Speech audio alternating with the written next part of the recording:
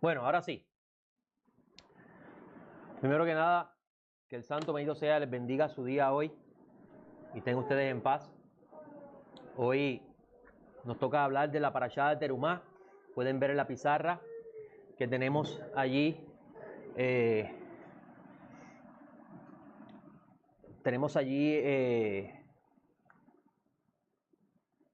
un mapa, que me salió un mensaje aquí y no entendí el mensaje. Tenemos ahí un mapa histórico. Terumá se encuentra en el orden del tiempo cronológico de la salida de Egipto hasta el becerro de oro, se encuentra antes del becerro de oro. Y tenemos una parashá bien interesante en lo que respecta a los misterios del Creador.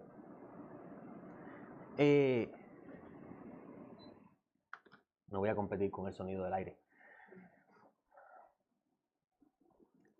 En esta parashá, Hashem, bendito sea, ordena a los hijos de Israel a construir un santuario. En el capítulo 25, vemos en el versículo 2 que esta ofrenda para la construcción del santuario debía ser voluntaria. Todo aquel que tenía en su corazón el deseo de aportar para la construcción de este lugar iba a hacerlo voluntariamente, no es obligatorio. Y esto nos enseña un gran principio. Primero, nos enseñan que la casa no se construye a la fuerza. Una casa se construye por el deseo voluntario del humano de crear una morada para su creador. Y es sumamente interesante porque el tabernáculo es un microcosmo de esta morada que el Todopoderoso ordena a los israelitas a crear o construir. Ahora, los que han estudiado conmigo anteriormente ya saben y hemos hablado de que el tabernáculo, la palabra tabernáculo en hebreo es la palabra Mishkan.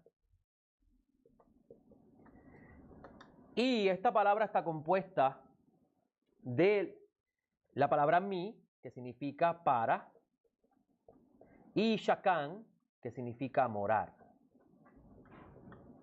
Aquí la idea detrás de la palabra es un lugar donde more la presencia del bendito.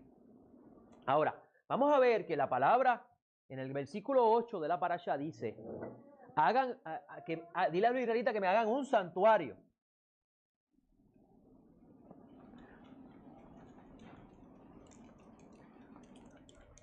El santuario, la palabra hebrea mikdash,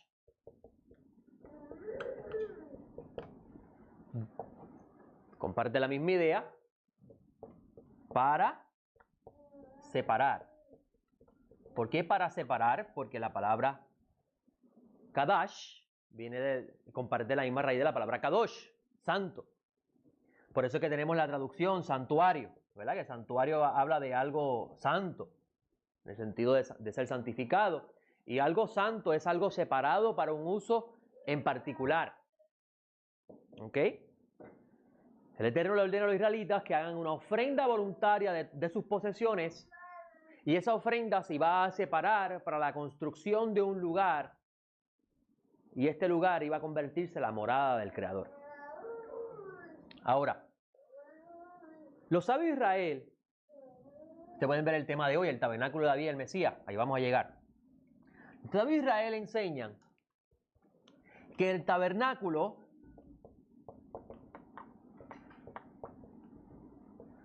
es un microcosmo del humano. Y el templo es un microcosmo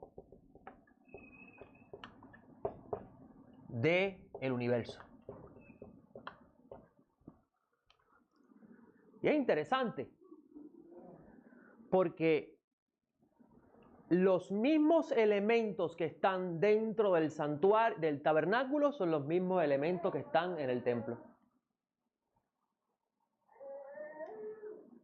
¿No le parece interesante que si el tabernáculo representa el cuerpo humano, si no lo cuidamos, se deteriora. Ahora, ¿puede subsistir el universo si el humano no lo cuida también? ¿Puede el universo mantener su perfecta armonía, su perfecto orden, si el humano sigue constantemente alterando su orden? Yo le decía a mi esposa, el Salmo 19, David, salmo muy bueno, ¿verdad? Muy interesante. David dice, y lo voy a buscar.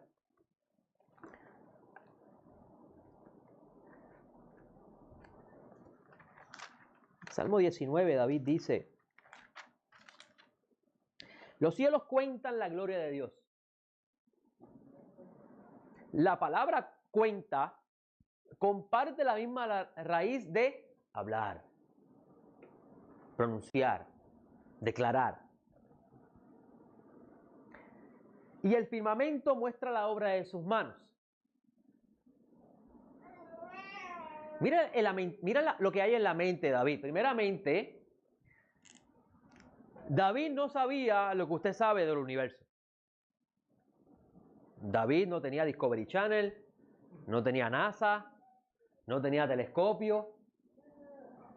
Por eso es que usted va a escuchar a las personas que hablan de la Tierra plana hoy en día, ese nuevo movimiento, y buscan la Escritura para probártela y se olvida que Dios le habla a cada generación conforme a su capacidad de comprender.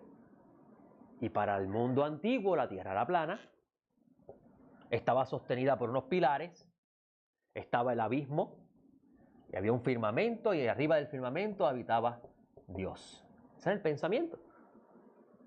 Y donde habitaba Dios y estaban las lumbreras.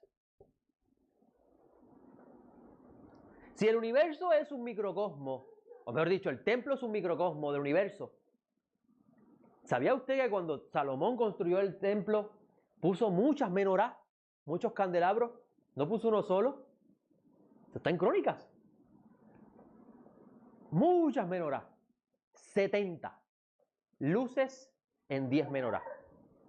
Porque puso 10 menorá de 7 brazos, 70 luces. Y esto era en el Kodesh en el lugar santo. En el Kodesh HaKodashim, en el lugar santísimo, estaba el Arca de la Alianza, donde estaba Dios. Las 70 lámparas representaba el espacio del universo. Y todas esas luces alumbrando allí representaba cada una de las estrellas principales que gobernaban la existencia. Llamaban los príncipes. Lo que es interesante que dentro de esa cosmología, que es la misma cosmología que tiene David, David está leyendo un salmo que muchas personas han sacado fuera del pensamiento de David.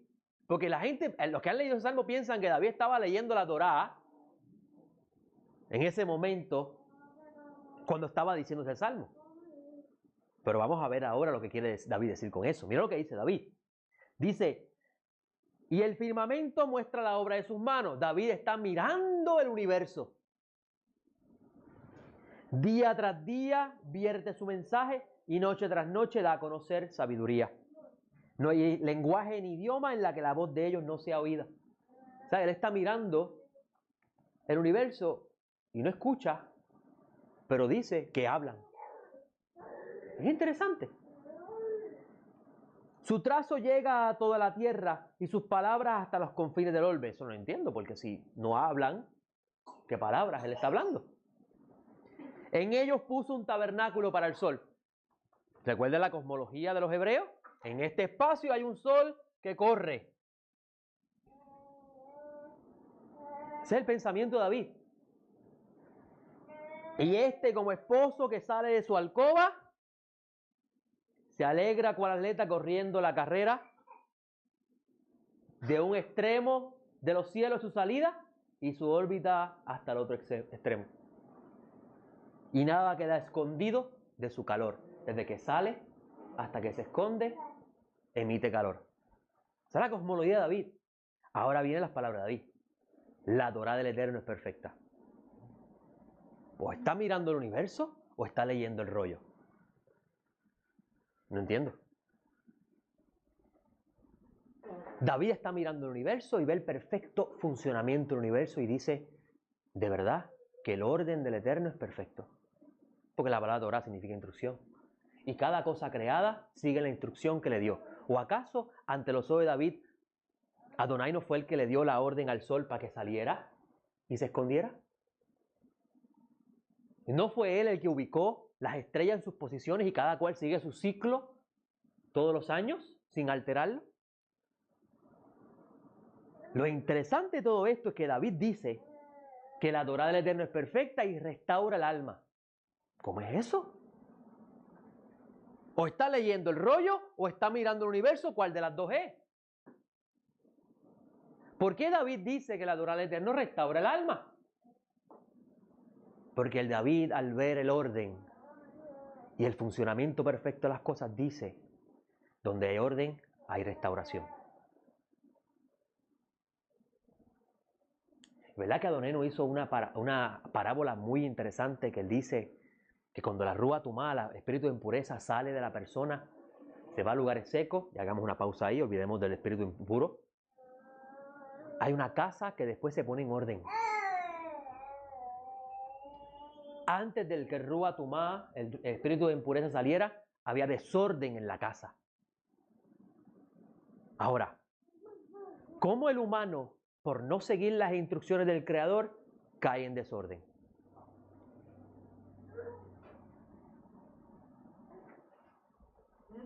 Que luego sale la rúa tumá y se va al desierto y hace todo lo que tiene que hacer, regresa y encuentra la casa en orden, pero vacía. ¿Por qué la casa está en orden pero está vacía?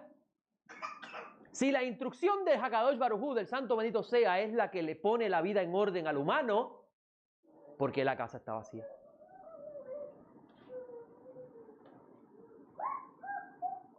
Si David está viendo la Torá del Eterno como el arquetipo del orden de todas las cosas, y Adonai Yeshua dice que una casa está en orden, pero de repente no hay nadie viviendo en ella, ¿cómo podemos entender los dos?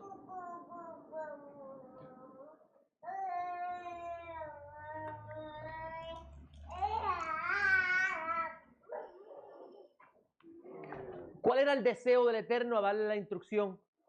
Con el permiso, jovencita, estoy enseñando, ¿ok? ¿Cuál era el deseo del Creador al darle la instrucción a los israelitas para la construcción del tabernáculo? Quiero morar en ellos. Lo interesante es que unas versiones dicen que quiero morar entre ellos. Y pensaría cualquiera que él quiere morar en el tabernáculo y ellos... Pero otras versiones dicen, yo quiero morar dentro de ellos. Y los que comentan, y los que hacen esa traducción, comentan que el deseo del Eterno era morar dentro de su pueblo y que el tabernáculo simplemente iba a hacer una representación de lo que hay dentro de ellos y ellos entendieran. Porque verdad que no fue después, hasta de siglos, después, muchos años después, que empezaron a abrir los cuerpos humanos y a descubrir lo que había dentro. Mira, tanto no sabían qué es lo que había dentro del humano. Era sagrado el cuerpo humano. El que encontraran abriendo un cuerpo humano, estaban cometiendo sacrilegio. Pero la construcción del tabernáculo le iba a enseñar al humano el orden de Dios.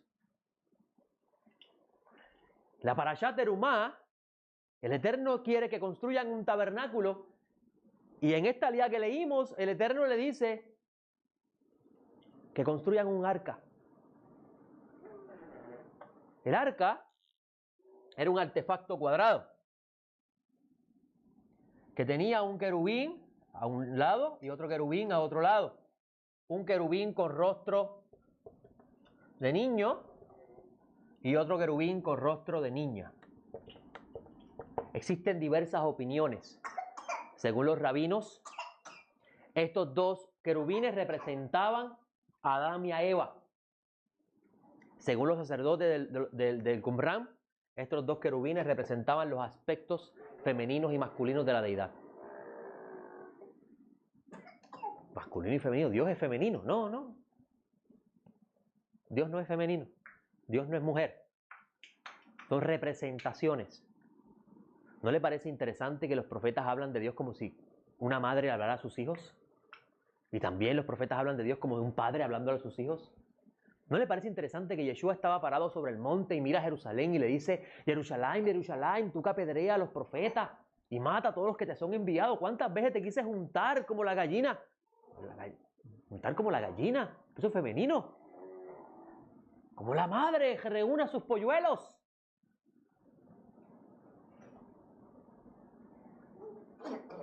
Esta arca de la alianza, en el centro de ella,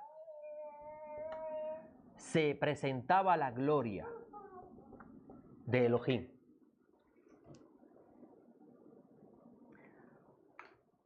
¿Sabía usted que los hebreos pensaban que el corazón era el que pensaba? ¿Verdad que en los escritos apostólicos leemos que Yeshua decía, que los escritos dicen que Yeshua sabía lo que pensaban en su corazón? Pero tú y yo sabemos que el corazón no piensa. Ah, pues Yeshua se equivocó. No, no, no, no. Se le habla a la generación conforme su capacidad de comprender, y para el mundo antiguo el corazón pensaba. Los egipcios, cuando se morían la persona, pesaban el corazón para ver si el corazón había hecho buenas obras. Atrevidos, ¿no? Para el hebreo el corazón pensaba. Sabemos hoy en día que el corazón no piensa. Que realmente quien piensa es su cerebro. ¿Eso quita que el mensaje que está detrás de la escritura no sea válido? Claro que no. Claro que no. El corazón, mejor dicho, el arca de la alianza era el lugar donde la presencia divina se sentaba y hablaba cara a cara con Moisés. Y este lugar, se ubicaba en el lugar que llamamos el Santo Santísimo.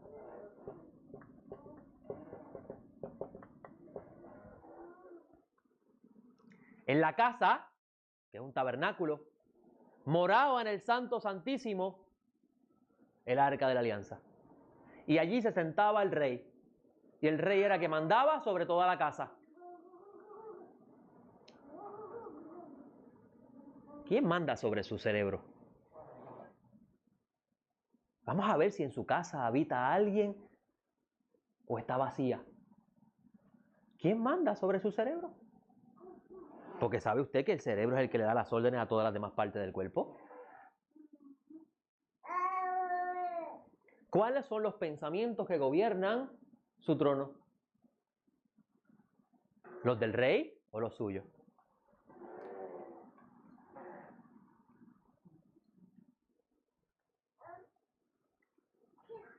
Es interesante que además de estar el arca de la alianza en el tabernáculo,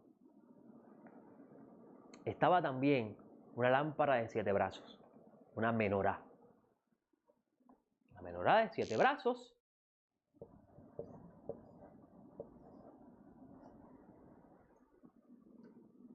Que representaba los 7 espíritus de Dios.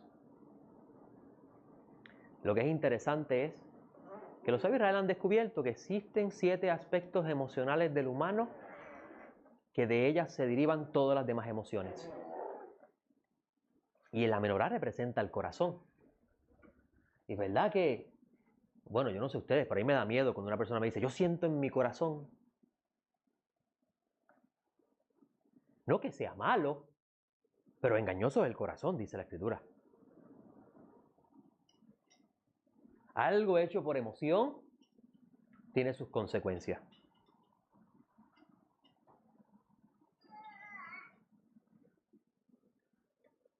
Ahora, la idea era construir esta casa. ¿Quién iba a servir dentro de ella? ¿El sacerdote? Si usted ha leído el libro de Éxodo, y usted ha estudiado esto muchas veces conmigo, pero lo repito nuevamente porque aprendemos, mientras repetimos, aprendemos, ¿verdad que sí? El libro de Éxodo termina con la inauguración de la casa. El libro de Éxodo empieza con la esclavitud. Tu vida comienza con una esclavitud. y te redimieron, te sacaron de la esclavitud y ahora le dan instrucciones para poner la casa en orden. Dice el libro de Éxodo, estaba lista. Moisés entró, inspeccionó todos los elementos que estaban en su sitio e inmediatamente dijo, ¿está listo? ¿Está en orden?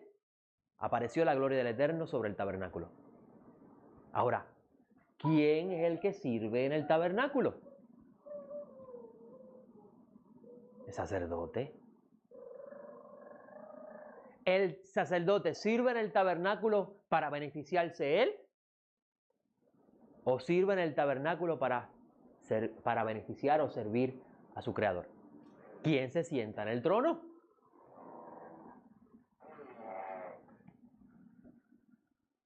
Si la casa está vacía, porque el rey no está en el trono, ¿a quién está sirviendo el sacerdote?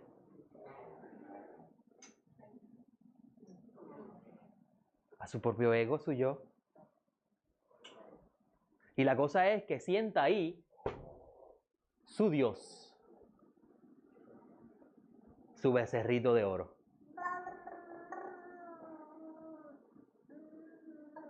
Así es. Sienta allí su becerrito de oro.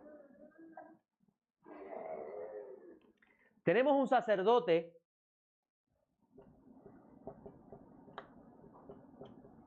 que es el que sirve en la casa.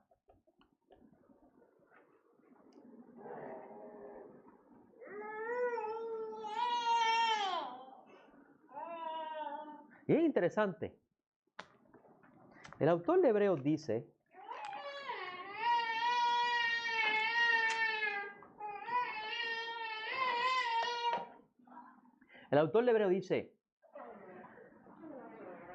por lo cual, capítulo 3, por lo cual, hermanos santos, partícipes del llamamiento celestial, considerad a Yeshua como el apóstol y sumo sacerdote de nuestra profesión. El sumo sacerdote era la cabeza de todos los demás sacerdotes. ¿Verdad que sí? O sea que el autor del libro está diciendo, sigan el ejemplo de Yeshua, que sirvió en la casa no para beneficiarse, sino para hacer la voluntad de aquel que lo envió. ¿Verdad que dice, sacrificio y ofrenda no quisiste, pero me preparaste el cuerpo? Y Shaul de Tarso, que era un genio, inspirado por el bendito, dice que nosotros somos sacrificios para el Eterno.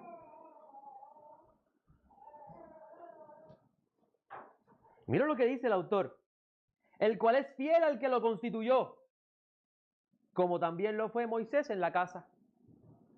Pero aquel fue considerado digno de tanta más gloria que Moisés, por cuanto mayor honra que la casa tiene el que la construyó. Pero toda casa es construida por alguien, pero el que hizo todas las cosas es Dios. Y Moisés en verdad fue fiel sobre toda la casa como siervo. ¿Y usted es fiel en su casa? Porque esta es su morada temporera, esta no es su casa permanente.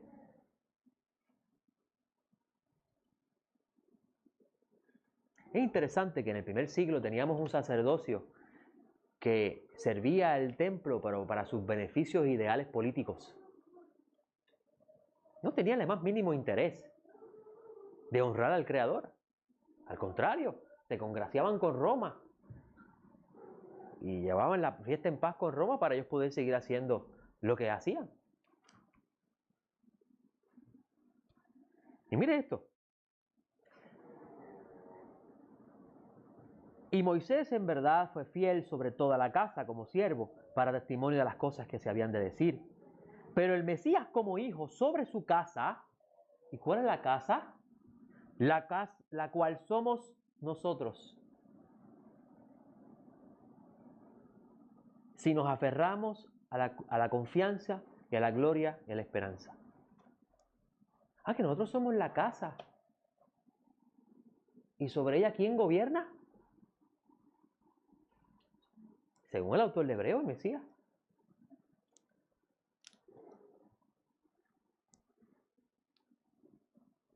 Interesante, ¿no? Entonces, ¿para qué un cuerpo?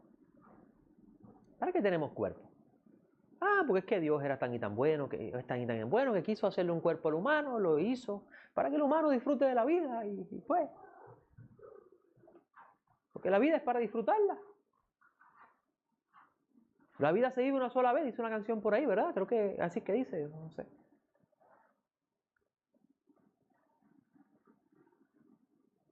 ¿Cuál es la función de nuestro tabernáculo? Porque si tú tienes tu esperanza puesta en las cosas que van a perecer, y esto, hace 2 meses atrás tenía 39, ya tengo 40. Y el tiempo sigue avanzando, y no me tiene que contar las de ustedes, pero es así. Tú no vas a ser de 18 años toda tu vida.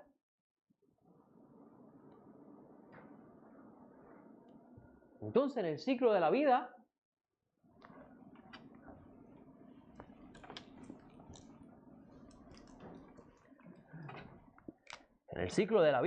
naces y mueres. Y todo este tiempo, ¿qué hacemos con él? ¿Me lo disfruto porque los días se me acaban?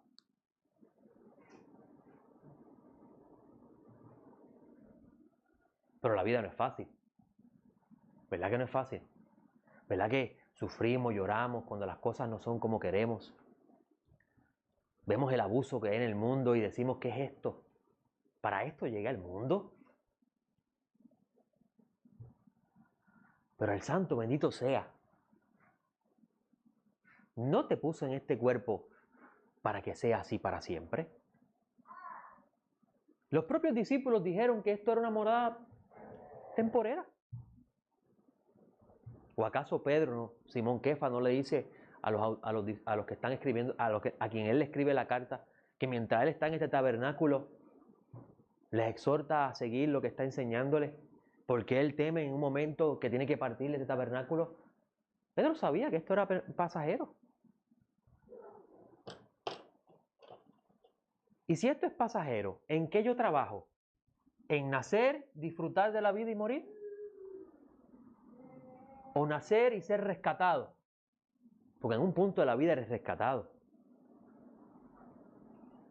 Y a partir de ese rescate, empezar a poner la casa en orden.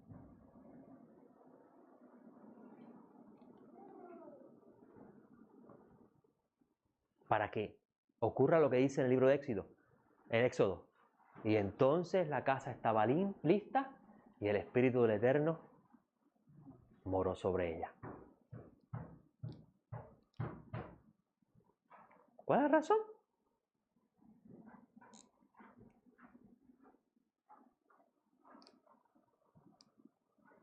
La gente pone su esperanza en esta era, en este mundo. Pero toda la Escritura nos muestra que la esperanza de nosotros es participar de la resurrección de los muertos. Y ya la gente no habla de eso. No, dame el librito de los 7 pasos para poder tener una vida feliz.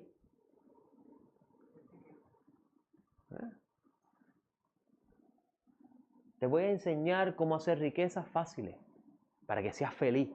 Esa es la orden del día. Y sin embargo, en el libro de Revelaciones que se va a inaugurar la casa, mira lo que dice. Y vi un cielo nuevo y una tierra nueva, porque el primer cielo y la primera tierra pasaron y el mar no existía más. Y vi que descendía del cielo de Dios la ciudad santa, una nueva Jerusalén, dispuesta como una esposa ataviada para su esposo. Y una gran voz procedente del trono que decía: he aquí el tabernáculo de Dios con los hombres, y morará con ellos. ¿Verdad que en el libro de Éxodo leemos: construyame un tabernáculo para yo morar con ustedes? Aquí vemos el libro de Revelaciones. Y mira lo que dice: y Dios y ellos serán pueblos suyos, y Dios mismo estará con ellos, y enjugará toda lágrima de sus ojos. Ya no existirá la muerte, ni habrá llanto, ni clamor, ni dolor. Las primeras cosas pasaron. ¿Por qué eso nos enseña ya? ¿Por qué no enseñamos que verdaderamente una vez que somos rescatados del abismo, la vida no va a ser tan fácil como pensamos. ¿Por qué nos enseñan que cuando Dios te rescata todo te va a ir bien? Y la Escritura enseña lo contrario. Poner la casa en orden cuesta, porque significa dejar eso que tú hacías para tu beneficio propio y convertirte en el siervo del amo de la casa. Y si el amo quiere mover la mesa del lugar, tienes que moverla. Si el amo te dice eres muy refunfuñón, tienes que dejar eso, que eso es mover la mesa, tienes que dejarlo. Porque tienes que poner la casa en orden. Esa es la realidad de la vida de los que son redimidos. Por eso Shaul de Tarso decía, ¿no vivo yo? ¿Vive el Mesías en mí? Y si el Mesías vive en mí, yo soy siervo en la casa. Yo no soy el dueño de la casa. ¿Verdad que Shaul vivía como que hoy estaba aquí y el Señor lo enviaba para otro lado y tenía que ir sin protestar?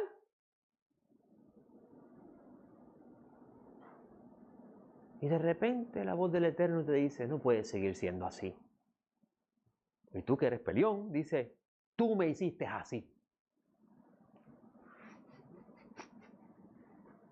¿Verdad que sí? Yo soy así, y así me conocieron, y así voy a morir. O sea que la casa nunca se le puede acomodar los muebles y ponerla más hermosa. Usted, en su casa, ¿verdad que cuando hace una limpieza y acomoda las cosas en su sitio, se ve todo bien hermoso, ¿verdad? Es deleitoso. Eso es lo que representa el huerto del Edén, ¿sabe usted eso? El huerto del Edén representa el orden y lo hermoso que todo es cuando las cosas están en su respectivo orden. Pero qué difícil es cuando no encuentras el bolígrafo y lo estás buscando como un loquito. Vives en desorden, no lo vas a encontrar. Es un ejemplo, ¿verdad? Metafórico. Qué difícil es saber dónde está el problema en tu alma cuando tienes la casa en desorden. Ahora, la Torah nos enseña, o mejor dicho, las Escrituras nos enseñan, pues ya hablamos un poquito de nosotros. Los profetas enseñaron que iba a haber un tiempo donde el tabernáculo de David sería establecido como el trono fundado del Eterno para impartir misericordia y verdad. ¿Qué significaba para el profeta el tabernáculo de David? Si el Mishkan, en sí lo que significa es morada, ¿a qué está aludiendo el profeta con el tabernáculo de David? ¿Verdad que el Eterno hizo un pacto con David y le dijo que de él vendría su hijo? O sea, que de su linaje de sangre, como dice Shaul de Tarso en Romano, hijo de David según la carne, de su linaje de sangre iba a tabernaculizar el Mesías. ¿Eso lo dice Juan?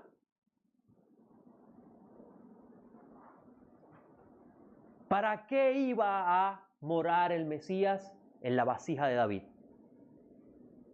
Para traer la misericordia y la verdad. Un trono fundado en eso, en misericordia y verdad. Eso está en Isaías 16:5. Le voy a leer el texto. En el tabernáculo de David será establecido un trono fundado en la misericordia y la verdad. Y en él se sentará un juez celoso del derecho, solícito de la justicia. ¿Cuánto no deseamos nosotros tener un líder de verdad?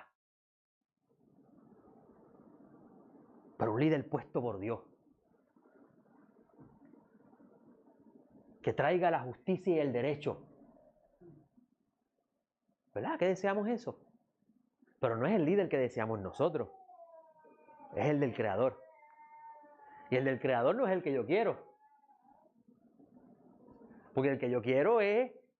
El líder que yo quiero No nos tapemos la verdad, somos así, somos seres que necesitamos ayuda del cielo. El líder que yo quiero es el que le traiga, que enjuicie a todos los malos, pero conmigo no se meta. Y si yo hice algo malo, que me perdone. ¿Verdad que ese es el líder que yo quiero?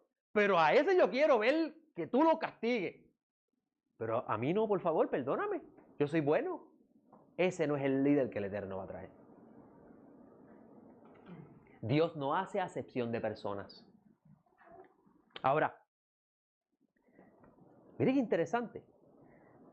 Porque en el libro de los Hechos, leemos en el capítulo 1, versículos 6 al 7, y estos son los discípulos reunidos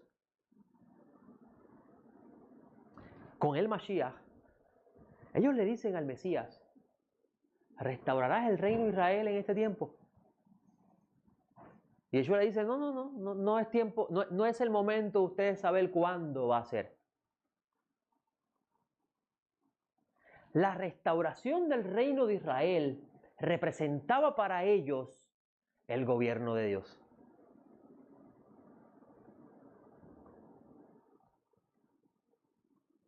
Y él está diciendo, no es todavía el tiempo de usted saber eso. Le corresponde al Padre en su justa potestad decidir cuándo va a hacer eso. Y es interesante porque si usted ha leído a los discípulos, usted va a encontrar que ellos le dicen, en los pueblos que ustedes vivan, pórtese decentemente, que nadie dé queja de usted, sométase a las autoridades. No dicen, métete, escabúllete en el gobierno y toma una posición de poder y pon el gobierno de Dios allí, como quieren hacer la gente hoy en día. Los religiosos quieren participar de la política para sentarse allí y establecer leyes a favor de su religión. Los discípulos no dicen eso. Los discípulos dicen, esto es pasajero, compórtate decentemente y espera el reino de Dios. Y no te quejes del gobernador, Dios lo puso allí. Dios lo quitará. Y Dios lo quitará. ¿Tú me estás diciendo que Dios puso a esos? Sí, los pone, porque el plan de Dios es traer su reino. Y tiene que avanzar. Es su plan. ¿O tú crees que el reino de los cielos va a llegar con alegría? No, el reino de los cielos va a llegar con violencia. Va a llegar con violencia porque los humanos no van a querer que sea Elohim el que gobierne. Es bien interesante porque el profeta Isaías, y no me recuerdo el texto ahora, habla un texto que es contradictorio porque él dice el profeta, y yo lo haré en su tiempo. Y después dice, yo lo apresuraré. Y tú dices, pero ¿su tiempo lo apresurará? ¿Cuál de los dos? Y existe un debate sobre eso. Y enseñan los sabios que si el pueblo hace teshuvá, se arrepiente, Dios lo trae. Pero si el pueblo se arrepiente, entonces lo llevará a su tiempo. Y vemos que el Mashiach, caminando por la tierra, le mostró a esa generación, ustedes no son dignos del reino. ¿Y cómo llegó a su punto culminante ese mensaje de Yeshua? Con la destrucción del templo. Porque para el tiempo antiguo, la destrucción del templo de su Dios representaba Dios ya no está con nosotros. Ese era el pensamiento del mundo antiguo. La idea del templo en el profeta Ezequiel no es que Dios va a reinstituir el mismo sistema antiguo. Es que ese templo representa nuevamente Dios está con su pueblo.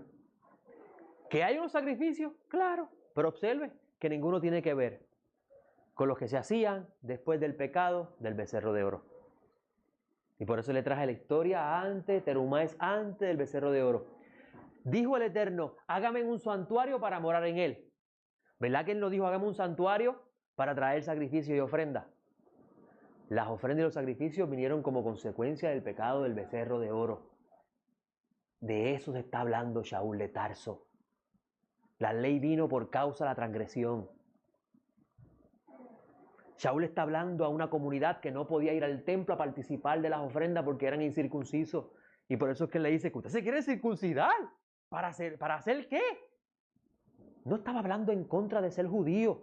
Lo que estaba diciendo es que la ley que estaba relacionada con la identidad judía estaba cumpliendo su propósito ya en el Mesías.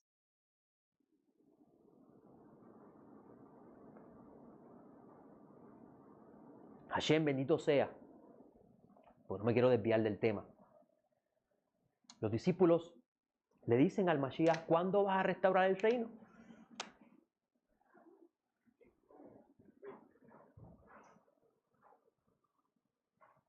Y el Mashiach le contesta, todavía no es el tiempo.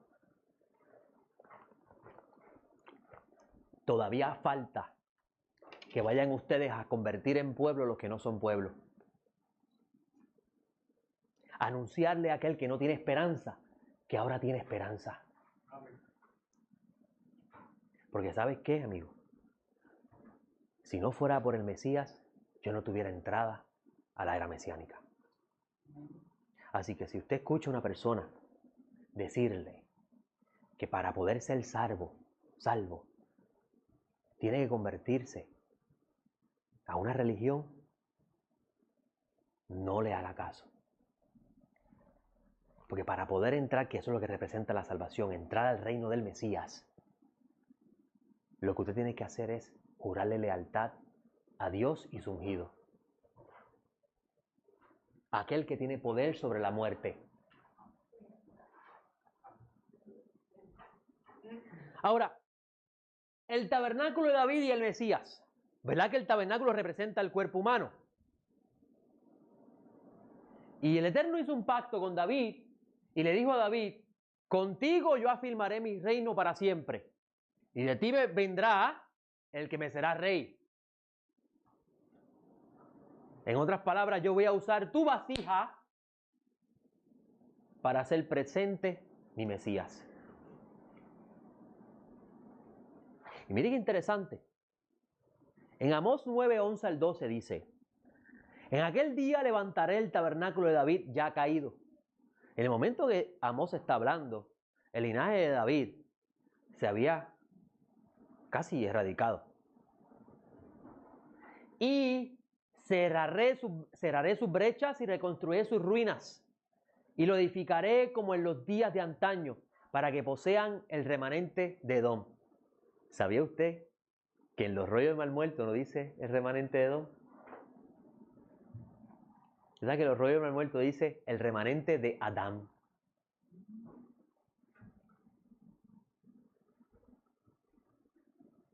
¿No le parece interesante que el Mashiach en Revelaciones dice al que venza lo pondré por rey en las naciones? Eso no es el remanente de Adán.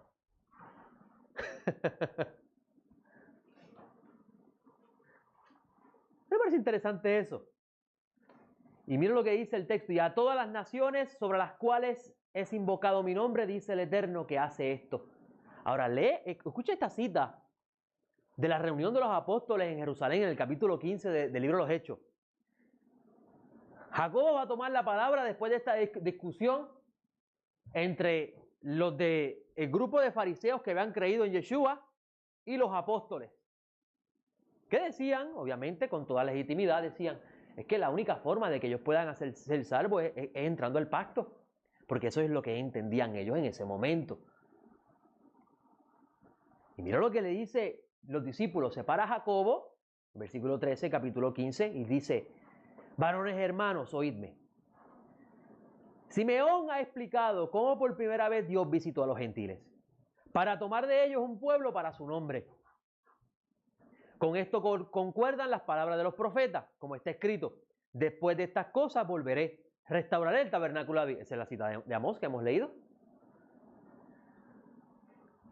Que ha estado caído, y reconstruiré sus ruinas y los reedificaré, para que el resto de los hombres busquen al Señor, y todos los gentiles sobre los cuales he invocado mi nombre, dice el Señor que hace conocer estas cosas. ¿Verdad que dice el resto de los hombres busquen al Señor? Como que lo cambió. No lo cambió. Está siguiendo la tradición de la Septuaginta. Es una de las cosas que la gente no sabe. Que no existía para el primer siglo un texto oficial. Los autores del rollo de Marmoreo tenían su rollo, los masoretas tenían su rollo, y estaba la Septuaginta. La Septuaginta es más vieja que el Masoreta.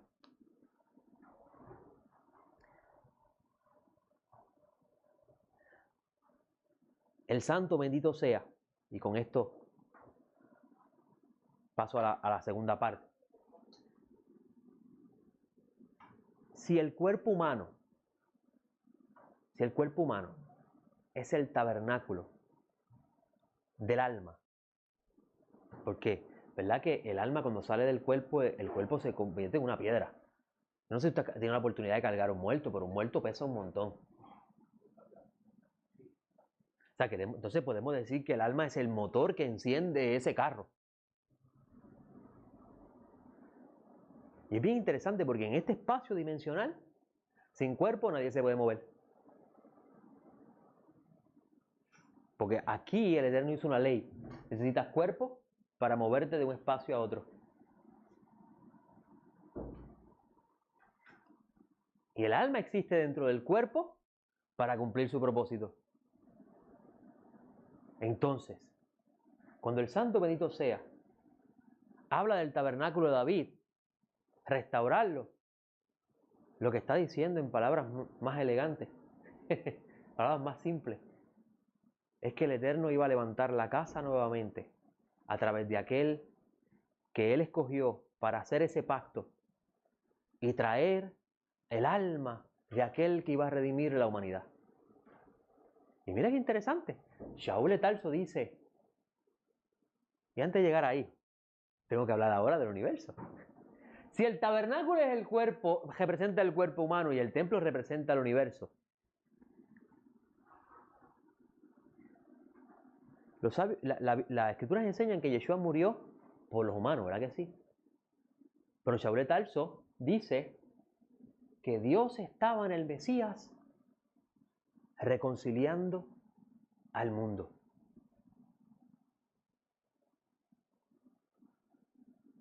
¿Cómo es eso posible? Los sabios de Israel enseñan que la caída de Adán trajo un desorden en la creación y que el mundo espiritual sufrió consecuencias terribles, porque a partir de entonces el pecado se hizo una realidad, la transgresión. Y para poder entender mejor ese pensamiento, vamos a analizar esto en las relaciones humanas. El pecado es transgresión. Y la transgresión es el excederse de los límites que Dios impuso. Dios dijo, no hagas esto, si lo rompes, rompiste el límite. Usemos el ejemplo de las relaciones humanas. Cuando dos humanos tienen un encuentro, una discusión, y llegan a discutir fuertemente, ¿verdad? La discusión es algo que se va del límite. Porque uno puede entrar en un debate con una persona sobre un tema, eso es normal. Pero cuando nos faltamos el respeto en esa discusión, ¿verdad que hay una transgresión? Se rompieron los límites del respeto. ¿Verdad que hay unas consecuencias a largo plazo? Porque la fuerza espiritual que usted emanó de usted, que salió de usted en esa furia, afectó a esa persona. Y esa persona carga sobre sí la memoria de ese encuentro, de ese evento. Y hay un rompimiento de una relación. Los dos que estaban unidos por algo en particular que los unía, se separaron. Y ese rompimiento trae que ya no haya comunicación, ya no haya una relación cordial entre amigos o matrimonio, lo que sea. Y esa separación trae a la misma vez más consecuencias, porque entonces las personas que están también envueltas en esa relación sufren por ese rompimiento. Y eso en las relaciones humanas. Así mismo sucedió entre Adán y Dios. Una vez que Adán transgredió, la relación entre Dios y el hombre se afectó. Y al afectarse la relación entre Dios y el hombre, eso provocó que toda la creación fuera hostil hacia el humano. Porque la creación sirve a Dios, no te sirve a ti. El Eterno le dio instrucción a la creación de servir al humano. Y el humano tenía dominio sobre la creación, ¿verdad? Que dice eso Génesis. Génesis dice que gobierne sobre todo lo creado. Pero una vez el humano rompe ese acuerdo que existía entre Dios y el humano, yo te construí esta casa es tuya, vive en ella, disfruta de la creación, pero no hagas esto. Una vez que rompe eso, ¿usted cree que la creación se va a poner de tu lado y va a pelear con Dios? Tú eres el hostil, porque tú rompiste el acuerdo. ¿Cómo?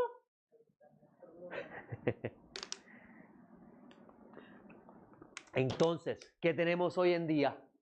Una creación que en vez de ayudarnos, nos está consumiendo. Las aguas están enfermas. El sol calienta demasiado. Cuando llueve en exceso, hay inundaciones. Ya los frutos de los árboles no dan los nutrientes. Es una creación hostil al humano. Y Shaul de Tarso, teniendo eso en mente, dice, Dios estaba en el Mesías reconciliando el universo. Porque no solo la tierra, el universo. La entrada de un pagano al templo y profanarlo representaba en la mente del hebreo transgredir el cosmos. Porque estabas entrando en espacio sagrado y estabas apropiando de lo que no es tuyo. El universo es del Creador. Y Él te lo dio para que lo administraras, para que cuidaras de Él. Pero tú te quieres apropiar de Él. Entonces, cuando Pablo dice Dios estaba en el Mesías reconciliando y nos hizo ahora ministro de la reconciliación, Pablo está diciendo, nos corresponde ahora anunciarle al mundo, Hashem va a sanar el cosmos. Hashem va a hacer una nueva creación. Pero tienes que tú reconciliarte con Dios. Porque tú fuiste el que transgrediste. Él no. La casa se enferma porque yo soy el transgresor.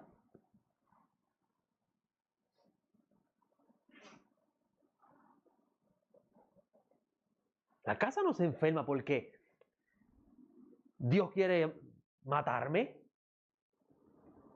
La casa se enferma porque yo soy el transgresor. Porque yo soy el hostil.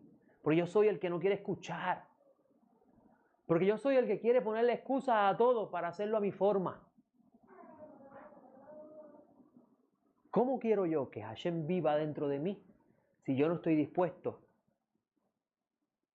a dejar que Él sea que gobierne la casa? ¿Cómo yo quiero que el Eterno se manifieste en toda la creación si yo sigo dañando su creación? Si yo sigo siendo hostil a su creación.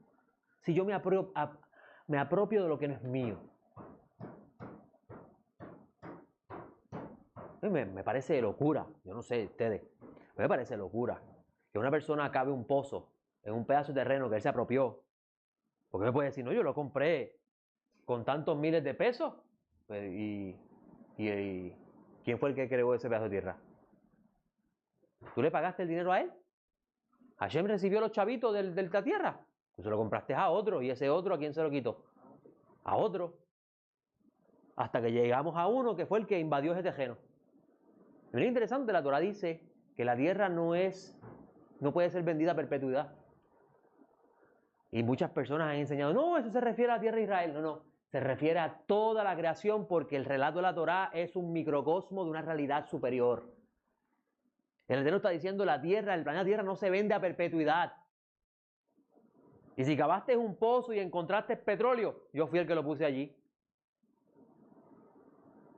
¿Cómo ahora tú le vas a decir a la gente, me tienes que pagar por cogerle mi petróleo? ¿Y tú le pagas a Dios? ¿Que fue el que lo creó? Nos hemos convertido en el ay. Eso, yo sé que no tiene que ver con Mishkan, pero me lleva a ese pensamiento, porque si el templo representa el universo, nosotros hemos profanado el universo también. Hemos dañado la creación. Ahora, hay una esperanza. Y con esto voy a cerrar. El libro de Revelaciones, que es el libro de la redención. Porque es interesante, el libro de Éxodo habla de la redención. Desde que empiezan en esclavitud hasta que terminan en la libertad. El libro de Revelaciones es igual. Lo único que te muestra quién es el rey y cuál es y cómo él está sacando a la luz su plan, que tiene como propósito simplemente el que haya una nueva creación. Y solamente participa de esa nueva creación aquel que participó de la resurrección. Por eso es que dice que los que participaron de la segunda muerte no entran. ¿Una segunda muerte? Sí, hay una segunda muerte. Una segunda muerte. Es lo que dice Revelaciones. Y vi un cielo nuevo y una tierra nueva, porque el primer cielo y la primera tierra pasaron. El mar no existía más. El mar no existía más. Y vi que descendía del cielo de Dios. ¿Qué es lo que pensaban los hebreos? Como les mostré al principio, la tierra, los planetas y las estrellas, y en la parte de arriba de eso estaba Dios. Ese era el pensamiento de ellos. Y de allá arriba, del cielo de Dios, está descendiendo una nueva Jerusalén. Ahora, lo que a mí me llama la atención es que esta nueva Jerusalén parece que está construida por cada uno de nosotros. Voy a buscar el texto. Vamos a leerlo. Mira lo que dice. Vi un cielo nuevo y una tierra nueva, porque el primer cielo y la primera tierra pasaron y el mar no existía más. Y vi que descendía del cielo de Dios la ciudad santa, una nueva Jerusalén, dispuesta como una esposa ataviada para su esposo. Y oí una gran voz procedente del trono de Dios que decía, he aquí el tabernáculo de Dios con los hombres, y Él morará con ellos, y ellos serán pueblos suyos, y Dios mismo estará con ellos. Y enjugará toda lágrima de sus ojos, y ya no existirá la muerte, y ni habrá ya llanto, ni clamor, ni dolor. Las primeras cosas pasaron. Esto hasta aquí me doy cuenta de que el que me diga en estos momentos que tú puedes vivir la felicidad absoluta sin sufrimiento aquí en este mundo, me miente. Porque la Escritura dice que en la vida anterior, antes del cielo nuevo y tierra nueva, había llanto, dolor. Y dice el texto, las primeras cosas pasaron. Y el que está sentado en el trono dijo, he aquí que hago nuevas todas las cosas. Una nueva creación. Un nuevo huerto del Edén.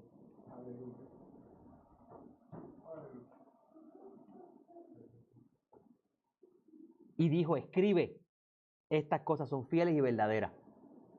Cuando le está diciendo escribe, está diciendo, yo no estoy vacilando. Esto es en serio. Y me dijo, hecho está. Yo soy el alfa y el omega, el principio y el fin. Al que tiene sed le daré gratuitamente de la fuente de agua de vida. El que venza heredará estas cosas. ¿Está diciendo él ahí que la salvación la vas a ganar con tus obras? No. La vida está llena de desafíos. Me gusta mucho este pensamiento de los rabinos. Los rabinos dicen que cada momento en tu vida Hashem te pone en una situación para ver si vas a guardar o no un mitzvot.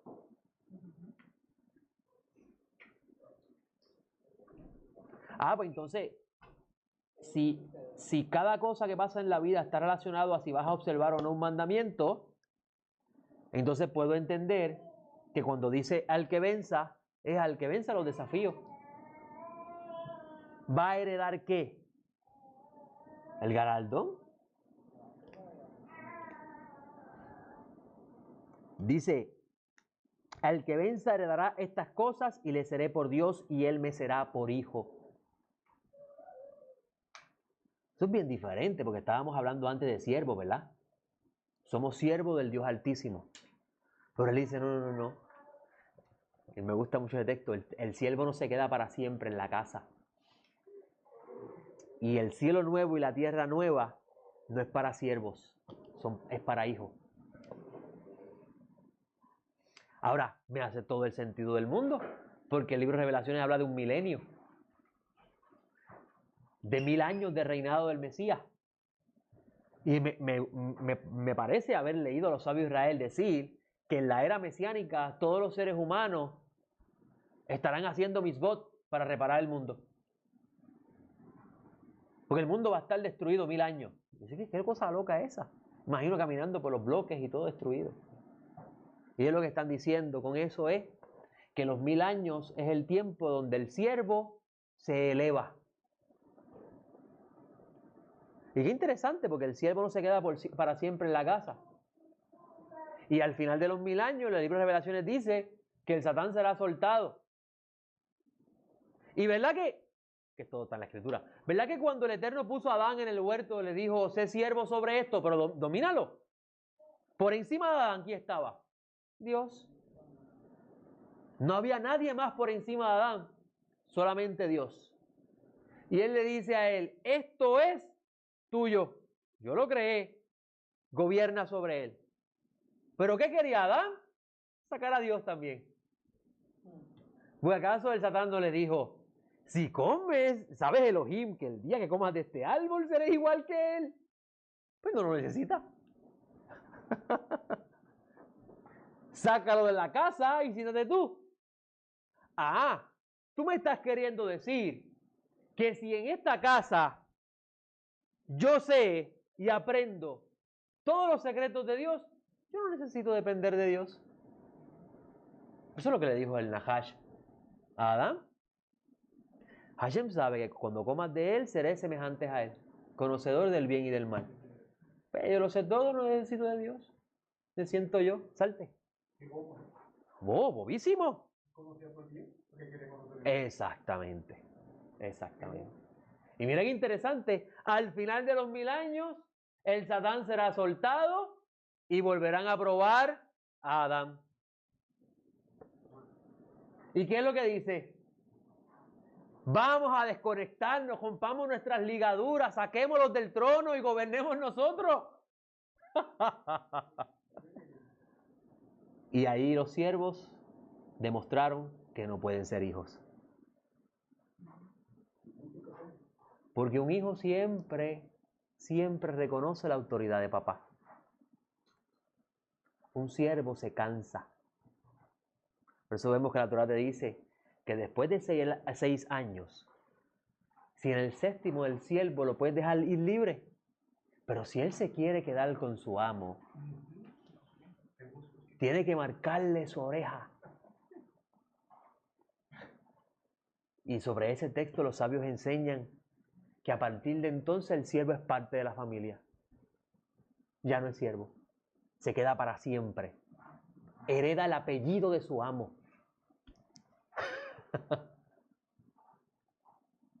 Pues entonces el 8º día, que es el cielo nuevo y tierra nueva,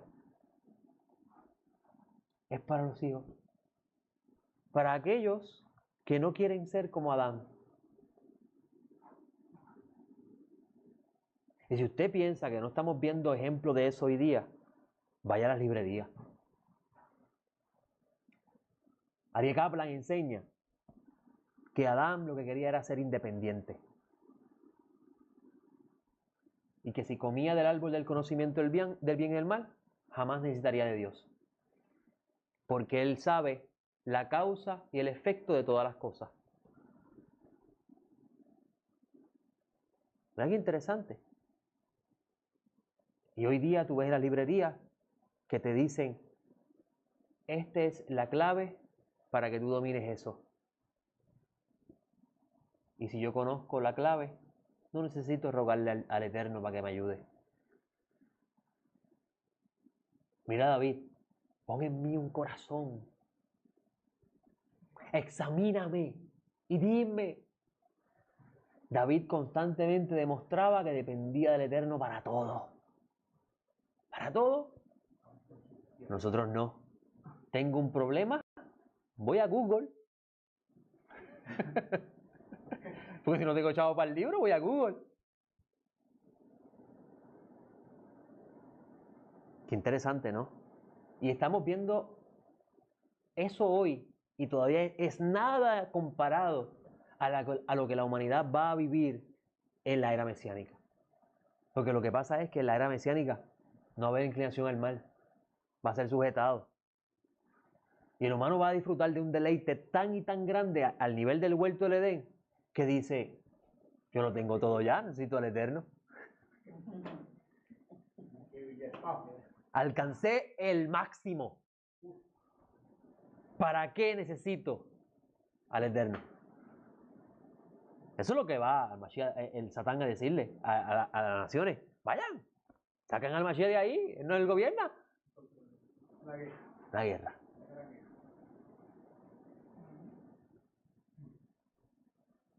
Sigo leyendo y con esto termino. Dice, el que venza heredará estas cosas y le seré por Dios y me será por hijo.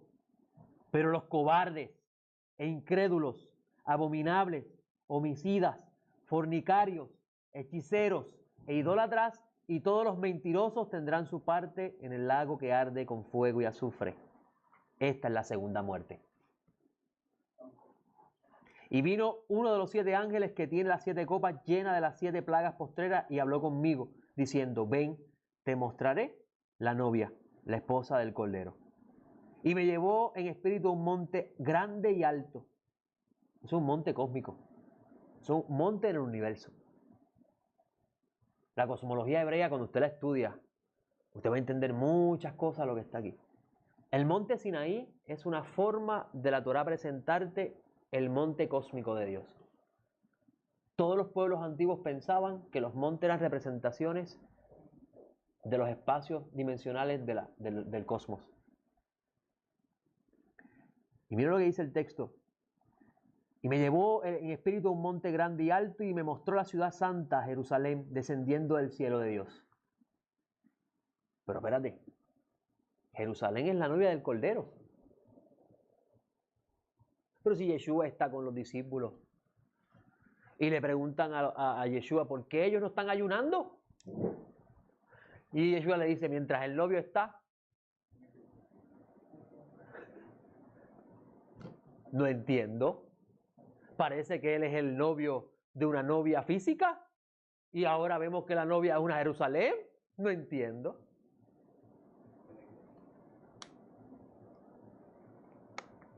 Escuche un segundo. Yeshua dice, me voy a prepararles lugar. Porque en la casa de mi padre muchas moradas hay. ¿Cuál es la casa de su padre? ¿Verdad que cuando estaban los campistas vendiendo en el templo, él vira las mesas y le dice, la casa de mi padre es casa de oración? ¿Y qué representa el templo? El universo. El universo. Y es interesante porque Pablo está con unos atenienses y Pablo le dice a los atenienses, porque nosotros existimos dentro de Dios y caminamos dentro de Él. Lo dice en el libro de los Hechos, cuando está con los atenienses. Lo busco brevemente.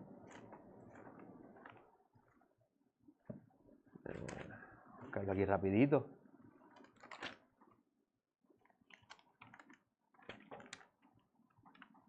Dice el capítulo 17 de Hechos.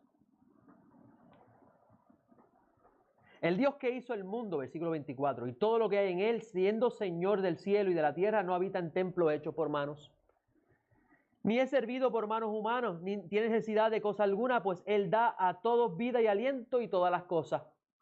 Y de uno hizo todo el linaje de los hombres para que habiten sobre la faz de la tierra, prefijándole el orden de los tiempos y los límites de su habitación, para que busquen a Dios por si tal vez palpando puedan hallarlo, aunque no está lejos de cada uno de nosotros, porque en Él vivimos, nos movemos y existimos. Nosotros estamos dentro de Dios. Si el templo es un micro del universo y nosotros estamos en el universo, estamos dentro de Él.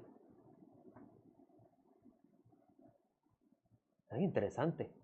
Ahí es donde los paganos no entendieron ese misterio y pensaron que todas las cosas ahora es Dios.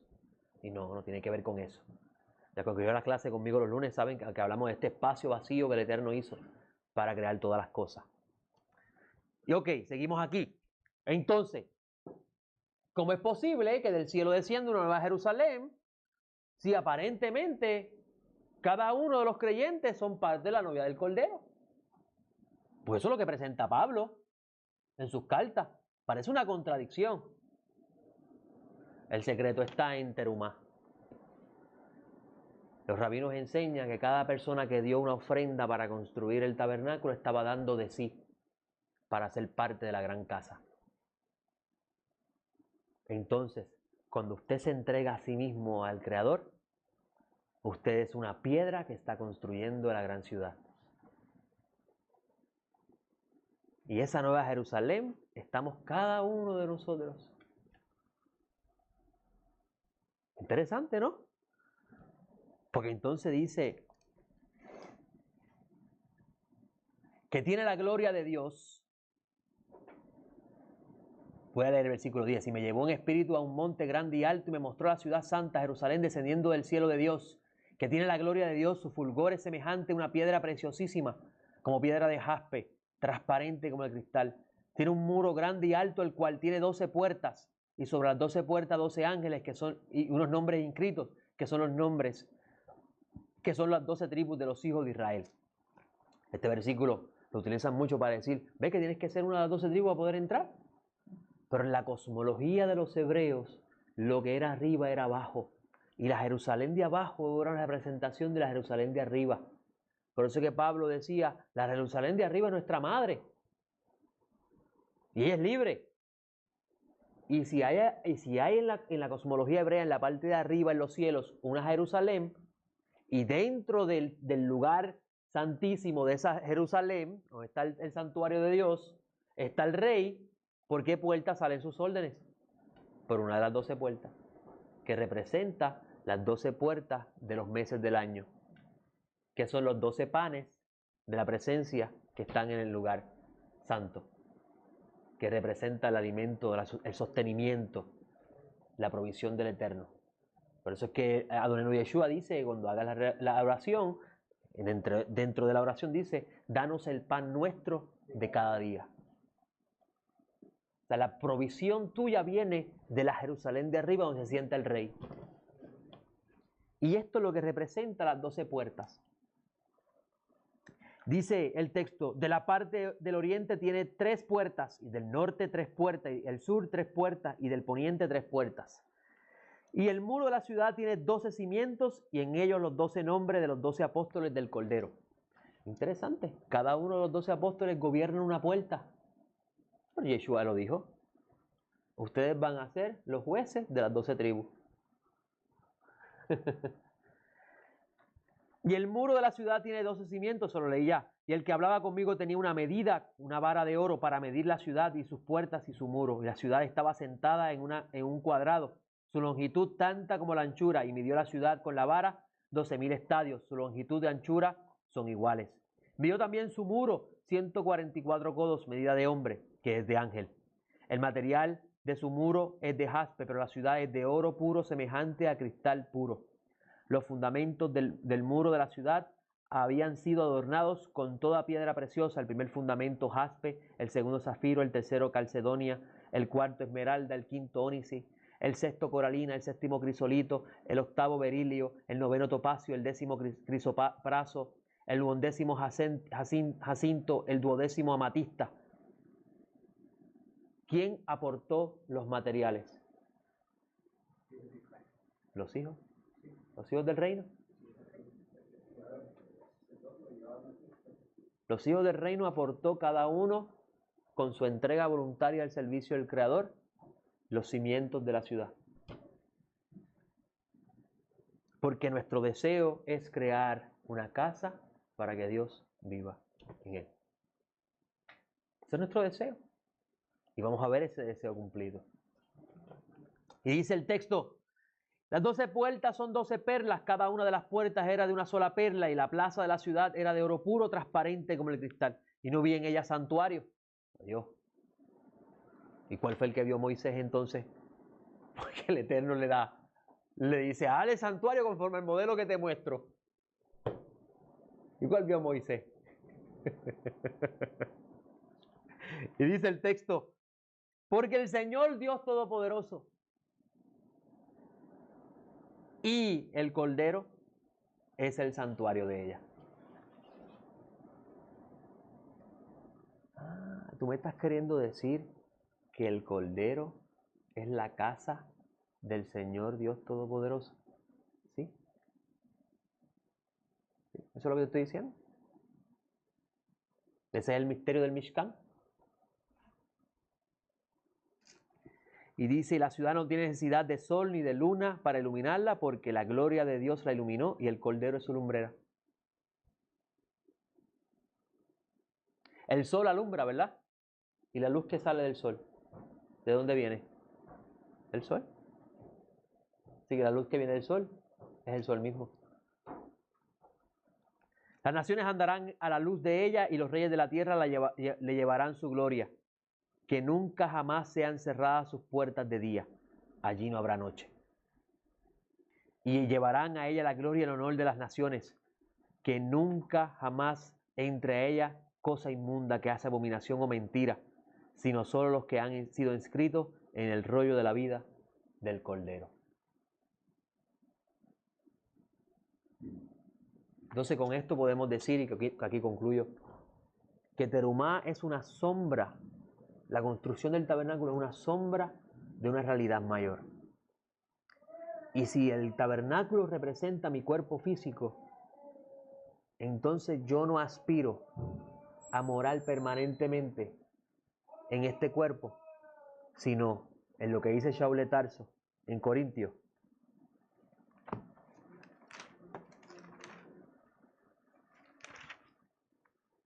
Porque si sabemos que si nuestra casa terrenal, este tabernáculo, es destruido, tenemos de Dios un edificio, una casa no hecha por manos, eterna, en los cielos, y estando así gemimos, anhelando ser revestidos de nuestra habitación celestial. ¿Sabes por qué anhelamos eso? Porque ya la presión alta, la diabetes, los dolores en los huesos, eso no va a existir. Anhelamos ser revestidos de eso. Pues así, aunque desvestidos, no seremos hallados desnudos. Porque Adán perdió su luz y lo encontraron desnudo, ¿verdad que sí? Y ahora mismo lo tenemos, estamos desvestidos, pero Dios no nos ve desnudos. Porque los que aún estamos en este tabernáculo, gemimos con angustia, por cuanto no queremos ser desvestidos, sino revestidos. Para que lo mortal sea absorbido por la vida. Y el que nos destinó a eso mismo es Dios, que nos dio las aras del Espíritu. Así que estamos confiados siempre sabiendo que al estar presentes en cuerpo, estamos ausentes del Señor. Porque vivimos por fe, no por vista. Pero estamos confiados, aunque más preferimos salir del cuerpo, ¿verdad? Que deseamos estar con el Eterno. Y dice Shaul, preferimos salir del cuerpo y estar junto al Señor. Por lo cual también procuramos, ya presente o ausente, serles agradables. Porque es necesario que todos nosotros comparezcamos ante el tribunal del Mesías para que cada uno recoja lo que practicó, estando en el cuerpo, sea bueno o malo. ¿Para qué vives en el tabernáculo? ¿Verdad que Shaul dice eso? Para que cada cual recoja lo que practicó estando en el cuerpo. ¿Para qué vives aquí? Para hacer lo bueno o lo malo. Yo espero que con eso puedan podamos, ¿verdad?, meditar en la esperanza que tenemos. Pues yo no sé ustedes, yo no estoy haciendo mi casa aquí. Yo tengo la responsabilidad de criar a mi familia, a mis hijos, enseñarle el camino de Dios. Pero mi esperanza no está en un presidente bueno, un gobernador que traiga trabajo. Mi esperanza no está en que legislen leyes a favor de mi fe. Mi esperanza no está en eso. Mi esperanza está en que suene un día la trompeta y venga el Rey de Justicia. Y que cuando Él venga yo esté listo para recibirlo. Y no me coja dormido, entretenido en asuntos que no dan vida.